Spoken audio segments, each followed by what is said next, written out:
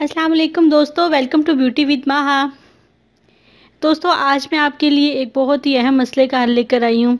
तो कुछ लोगों के मुंह से बदबू आती है और ये बदबू इंतहाई नागवार गुजरती है। इसकी वजह से आप ना किसी के करीब बैठ सकते हैं और ना ही किसी के करीब बैठ के कोई गुफ्तगू कर सकते हैं। जो मुंह की बदबू है और ख़ुसूसन वो बदबू जो आपसे चंद फुट की दूरी से महसूस हो, इसकी वजह आपका मैदा होता है। मुंह के अंदर अगर कोई इन्फेक्शन है, गला ख़राब है या मसूड़ों से खून या पेट की कोई तकलीफ़ है, तो इनसे जरासीम बदबू पैदा करते हैं जो मुंह के रास्ते सांस से खारिज होती है और आपके लिए परेशानी का बाइस बनती है।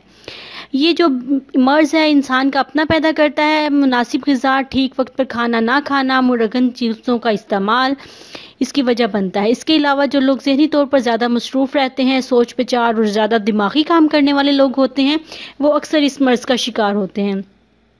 मुंह से आने वाली बदबू ज़्यादातर मैदे की खराबी या गले की खराश की वजह से पैदा होती है। मुंह की बदबू के तमाम तर मसाइल को हल करने के लिए एक ज़बरदस्त टिप मैं आज आपके लिए लाई हूँ। उम्मीद करती हूँ कि आपको ये अच्छी लगेगी और आप इसको ज़रूर आजमा कर देखिएगा। इसके लिए आपको जो चीज़ें रिक्वायर्ड हैं वो है पानी 1 गिलास, लीमू 4 कतरे, लौंग का तेल ये भी 4 कतरे, शहद हाफ टी स्पून। अब आपको करना क्या है कि ये पानी को 1 गिलास पानी को किसी बर्तन में डालकर गर्म करें। जब थोड़ा सा ये इसमें बॉयल आने लगे, 1-2 बॉयल आ जाए, 1-2 बॉयल आ जाए पानी में, तो आप इसको चूल्हे से नीचे उतार लें। और जब ये नीम गर्म रह जाए, बिल्कुल हल्का सा गर्म हो, तो इसमें आपने लीमू और लौंग का तेल डाल लेना है और इसमें शहद भी आपने शामिल कर लेना है।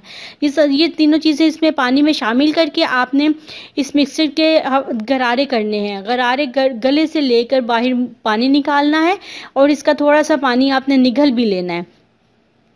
आपको हफ्ते में ये 2 बार इस्तेमाल करना है और इसके इस्तेमाल से आपके मुंह की जो बदबू है वो बिल्कुल ठीक हो जाएगी।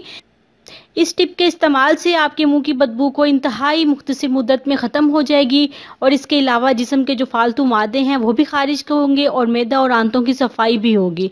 ये जो मिक्सचर है आपने इसको गरारों के साथ साथ थोड़ा सा मुंह के अंदर भी डालना है, पीना भी है थोड़ा सा।